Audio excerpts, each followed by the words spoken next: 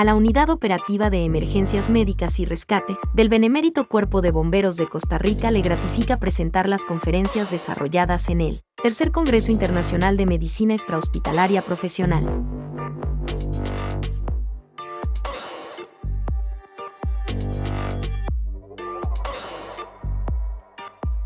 Durante mucho tiempo se ha hablado del monóxido de carbono, qué tan peligroso es para las personas, qué causa en las personas.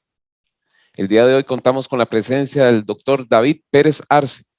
Él es médico cirujano, bombero de Costa Rica, miembro del grupo asesor de la Unidad Operativa de Emergencias Médicas y Rescate del Cuerpo de Bomberos de Costa Rica. Él nos estará hablando de intoxicación por monóxido de carbono. ¿Afecta esto al bombero? Con ustedes, el doctor Pérez.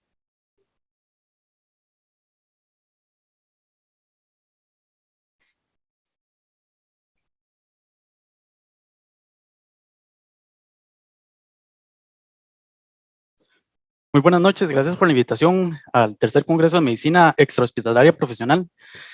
El tema de hoy me llegó un poco de imprevisto, no esperaba hablar de este tema.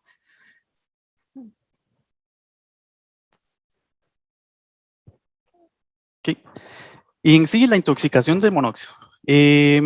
Sí, tal como decía en la introducción, años de que se escucha el tema, pero a la vez, ¿por qué? O sea, fue la primera pregunta cuando me propusieron el tema. ¿Por qué a mí? Si es un tema que a veces hasta podemos ver un poco aburrido, únicamente así el paciente intoxicado con monóxido de carbono, le colocamos oxígeno y ahí para la intervención que se hace en el ambiente extrahospitalario. Pero creo que hay un poco más allá. Vamos a ver rápidamente un caso clínico. Tenemos un fuego, una estructura, una bodega, 1000 metros cuadrados, sin exposiciones.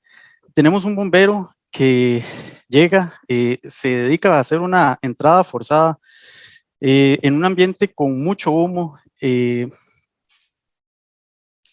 También este mismo bombero, luego de hacer un ingreso a través de una cortina metálica, se halla en una bodega llena de muebles prefabricados y al fondo de la bodega ve que está el fuego activo. Entonces, se podría decir, fácilmente, un ataque ofensivo, una línea a mano, la ingreso, la acomodo y luego me coloco el equipo de ARAC. Pero acá importante recordar este detalle, ¿verdad? Todo este tiempo, un ambiente cerrado, humo denso. Bueno, se declara la emergencia bajo control. El bombero sale de la escena, se declara para cambiar su equipo de ARAC, se le indica ir a sector recursos y luego sector médico.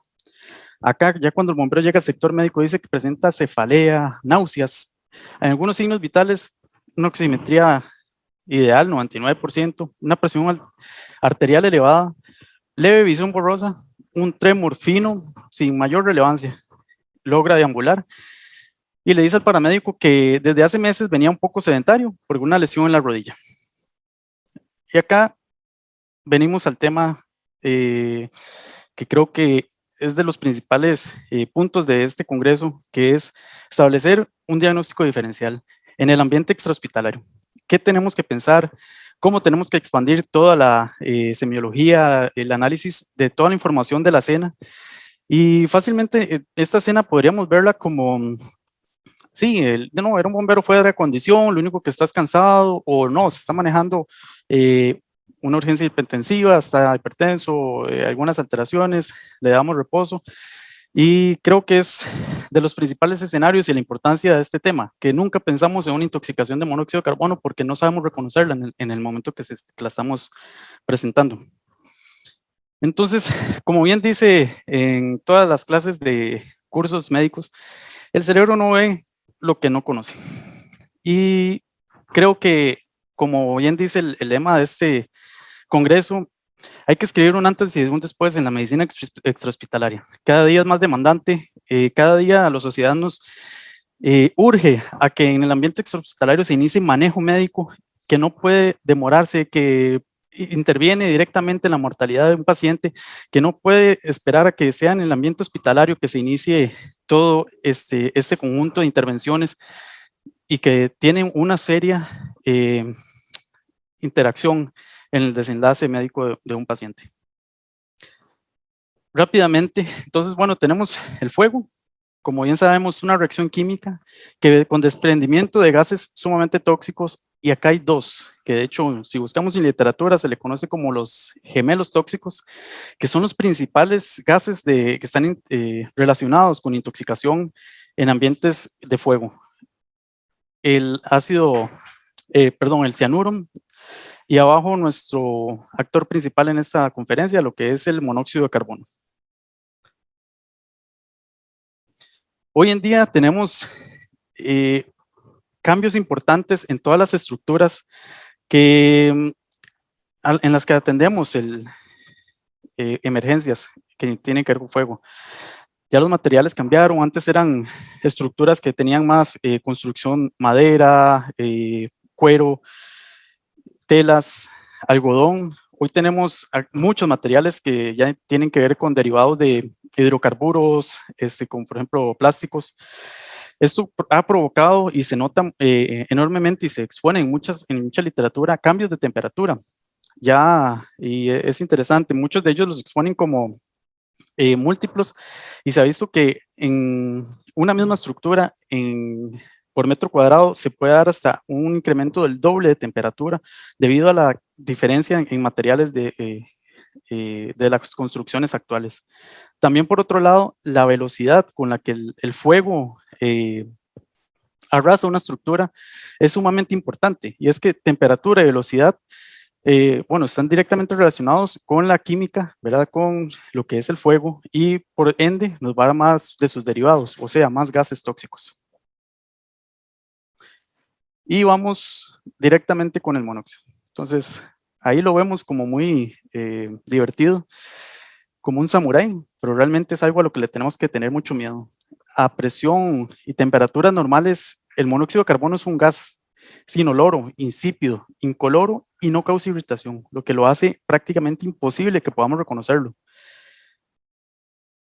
Desde los años 70 se ha visto la importancia de reconocer, de buscar medidas en las cuales podamos mitigar el daño del monóxido de carbono. Y creo que acá es importante mencionar un poco de la acción de la NFPA. En su guía, en la 1584, habla sobre los estándares de rehabilitación de los bomberos en los procesos de atención de emergencias y ejercicios de entrenamiento. Ya a partir del 2015 introducen lo que es el monóxido de carbono y da una guía, aunque es prácticamente, acá tenemos resumido, es corto, pero es muy claro sobre la acción en el sector médico, sector rehabilitación de un incidente, lo que se debe hacer y por qué sospechar del monóxido de carbono, y también muy importante que debemos de contar con métodos para poder determinar si un bombero o una víctima están o no ante una inminente intoxicación por monóxido. Y es que vamos ya a empezar a hablar un poquito de cómo el monóxido llega a nuestro cuerpo. Entonces, tenemos moléculas, entre ellas la hemoglobina, que están compuestas por subunidades que también van a presentar dentro de estas subunidades puntos metaloproteicos en los que se unen las moléculas de oxígeno para dar el intercambio mediante reacciones de oxidación o reducción. En condiciones normales lo utilizamos con el oxígeno, esto obviamente para poder llevar dicha molécula a nuestros tejidos. Sin embargo, acá viene el monóxido, un competidor directo en estos puntos de unión y que es mucho más afín, 240 veces, en algunas literaturas varía, pero en promedio más afín que el oxígeno en estos puntos de unión. También, como bien podríamos decir, pero si el monóxido está en el ambiente, sí, pero son concentraciones sumamente bajas. Estamos hablando de 0.1 a 10 partículas por millón, que va a dar en una persona en condiciones normales de un 0 a un 2% de concentración de carboxiemoglobina. En personas tabaquistas es importante hacer la salvedad, se tiende a tener una concentración más elevada. Se habla de alrededor de un 5%, pero podríamos sospechar en un tabaquista una concentración hasta un 10% sin presentar una sintomatología. Ahora bien, un tema yéndonos un poco a la parte fisiológica, hablar un punto importante y que nos va a definir el por qué la importancia de una actuación rápida durante un caso de intoxicación por monóxido. Tenemos que el monóxido va a depender de un intercambio gaseoso que está limitado por difusión. ¿Qué quiere decir esto? Como vemos en la imagen, vamos a tener una unidad alveolar a nivel pulmonar. Acá tenemos en donde ingresa nuestro torrente sanguíneo con sangre desoxigenada. Acá vienen las unidades de hemoglobina con sus 4 puntos de unión al oxígeno. Dentro del alveolo ya vamos a tener una concentración elevada de monóxido. ¿Qué sucede? A través de todo el punto de intercambio gaseoso, vamos a tener intercambio con el monóxido, porque el monóxido va a depender tanto de diferencias de presión, pero sin embargo, esta presión nunca va a llegar a un equilibrio, porque constantemente el monóxido que pasa al torrente sanguíneo va a unirse a las unidades de hemoglobina y va a mantener una presión más baja en el torrente sanguíneo. Entonces, a través de toda la unidad, constantemente, y si nos hacemos la eliminación de esta molécula de la unidad alveolar, se va a dar un intercambio constante.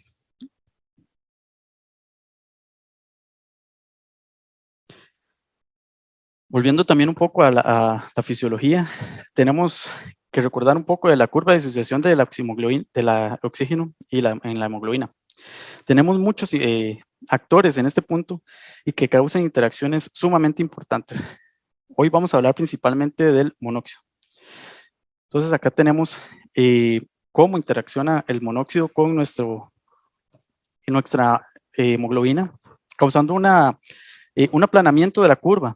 Se dice que a un 50% de concentración de carboxhemoglobina vamos a tener prácticamente una disminución del contenido de oxígeno a la mitad. Esto también con un cambio importante en cuanto al punto al que el 50% de la capacidad de saturación de la hemoglobina se va a encontrar en los tejidos. La unión del carboxio también causa un cambio importante en la molécula de hemoglobina, y es que con solo una molécula que se nos una a la molécula de hemoglobina, vamos a tener un cambio configuracional. Esto va a hacer que, aunque 3 moléculas más de oxígeno se adhieran estén adheridas a esta molécula, esto no se va a llegar a entregar a los tejidos. Entonces vamos a tener a nivel de tejidos una hipoxia tisular, que es el principal mecanismo a través del cual causa el daño al monóxido. Pero también acá viene lo interesante de la medicina. No siempre es un solo mecanismo. Siempre vamos a tener muchos mecanismos de daño tisular. Y por ejemplo, contamos con otras moléculas que tienen puntos de unión a oxígeno que dependen de grupos M, como son la mioglobina, la citocromo C oxidasa.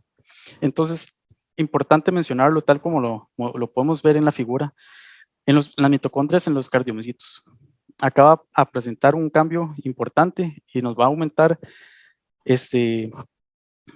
a través de la inhibición de estos grupos M, una cascada de reacciones que vamos a ver acá más adelante. Entonces, el monóxido resulta que no solo es un gas que nos va a imposibilitar que la hemoglobina entregue el oxígeno a los tejidos, sino es un transmisor a nivel celular. Como ya mencionábamos, en cardiomiocitos tiene una cascada de señalización que hace que se activen grupos M oxigenasa tipo 1 y hay una sobreexpresión. Eso aumenta las especies reactivas de oxígeno. ¿Qué quiere decir eso? Tenemos mucho daño al miocardio, al tejido cardíaco, que no es necesariamente dependiente de esta baja en la entrega de oxígeno, sino una acción directa del monóxido. Por otro lado, a nivel neuronal, también tenemos otros mecanismos directos. Como vemos a mano derecha en la imagen, tenemos la hipoxia y la inhibición mitocondrial.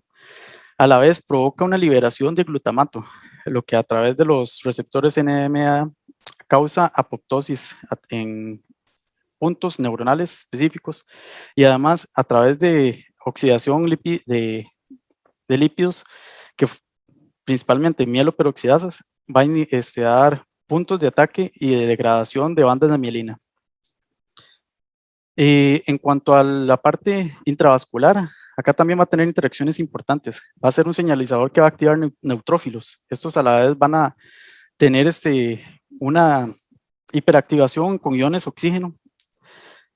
Va a causar agregación y degranulación y más especies reactivas de oxígeno. A su vez, va a provocar cambios en nuestras plaquetas que aumenta la agregación plaquetaria.